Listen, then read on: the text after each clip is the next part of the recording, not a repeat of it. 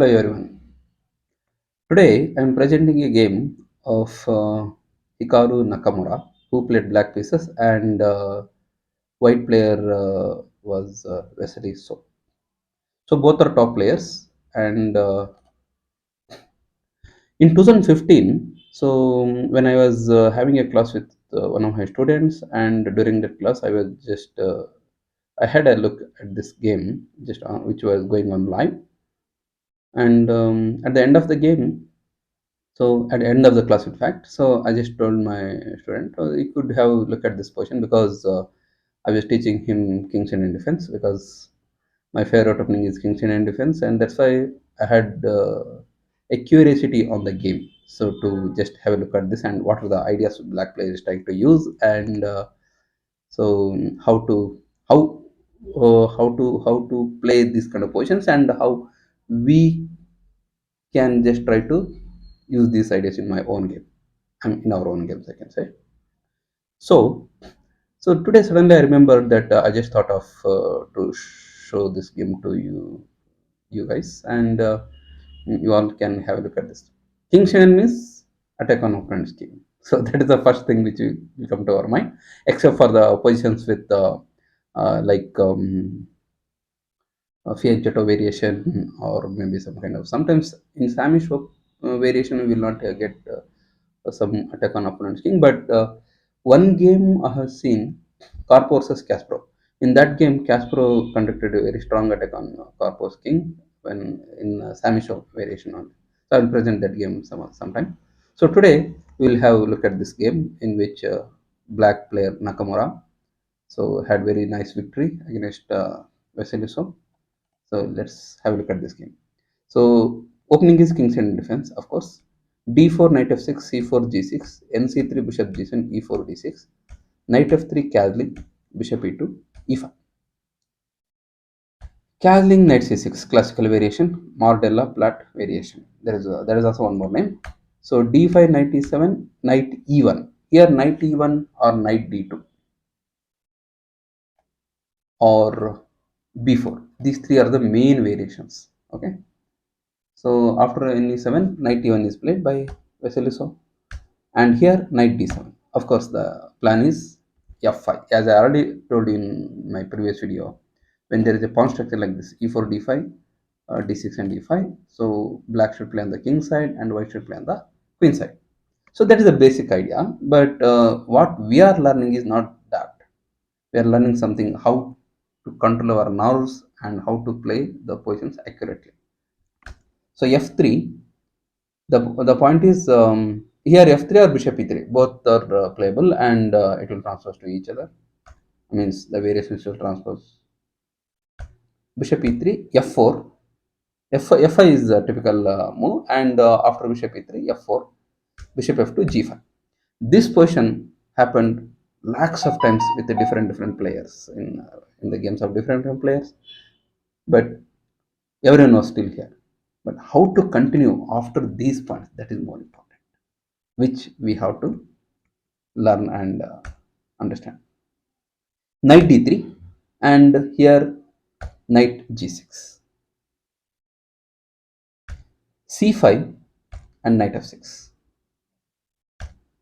rook c1, and here either h5 is also playable or rook f7 is also playable, which is actually played in the game that rook f7 is played. King h1 and h5. Pawn takes d6, pawn takes d6. So as I already told you, white will play on the queen side. So white is planning something on the queen side, and black will continue the attack on the king side. So here knight b5 and now threatening a7 pawn, a6. In some positions, black will even sacrifice that a7 pawn, and once knight goes to a7, then bishop d7 will come up. But in this position, after a6, knight went to a3. If knight a7, bishop d7 will go. So that is the thing. So after na3, b5 is played.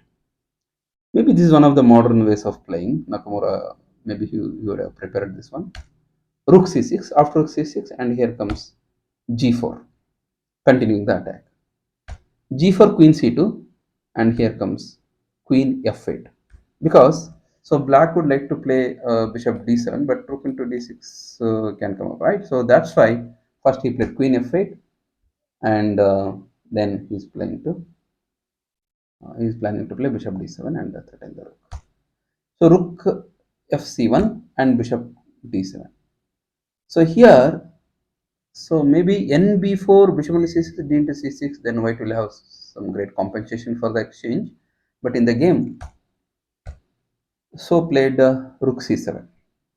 And here came bishop h6, transferring the pieces and trying to put piece in best square for continuing the attack. Now bishop e1, maybe g3 was the threat. Yes, right. Yeah. So bishop e1 is played. Now h4. This is the most accurate way of attacking. Some people, sometimes maybe some people can prefer something like g3, h3, and there is a sacrifice on h3 with the bishop. Maybe that is in different position. But here h4, sorry, h4 and f into g4 is played. But if you play something different like bishop b4, maybe h3, pawn takes h3, pawn takes f3. This is the typical idea in this kind of pawn breaks. Okay. So anyway, in the game, pawn takes g4 is played, and here comes pawn to f3. Very strong, like opening the lines, and discard attack, plus he's also threatening the rook. Maybe black will not capture the exchange, because in king's Indian, when you are attacking like this, winning material may not be a great idea. So sacrificing is always possible in this kind of positions.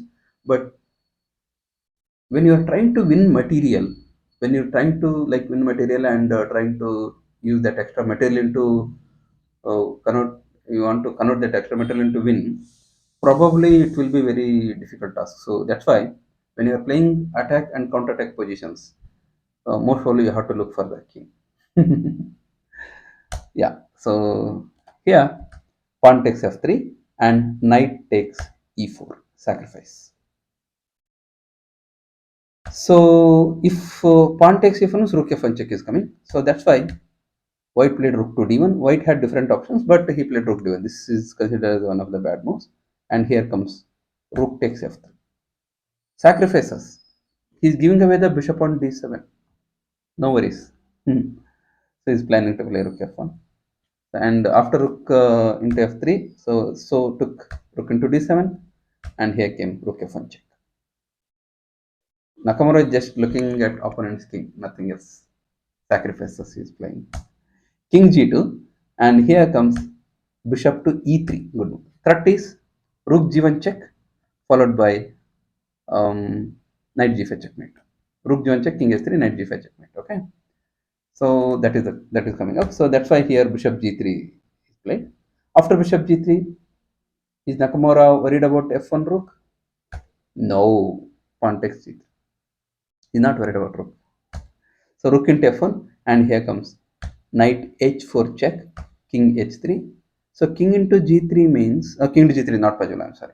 Knight on e4 is controlling that, protecting it. So that's why king h3 is played. After that, queen h6, discord check is threatened. G5, knight into g5. G5 is played to clear off the square g4 for the king. Okay. So then after knight into g5, king g4 came up, and here comes knight f3. The threat is queen h4. Even queen h3 is also possible. Queen h3. Yeah, queen h3 checkmate is possible. Yes, that is a threat. So that's why knight f2 is played to control the h3 square. And here queen h4 came up. After king f5, yes, bring last piece into attack. Rook f8, king g6. Okay, queen h6 you want to play, but it's not possible now because of king is there. So that's why sacrifice rook as well.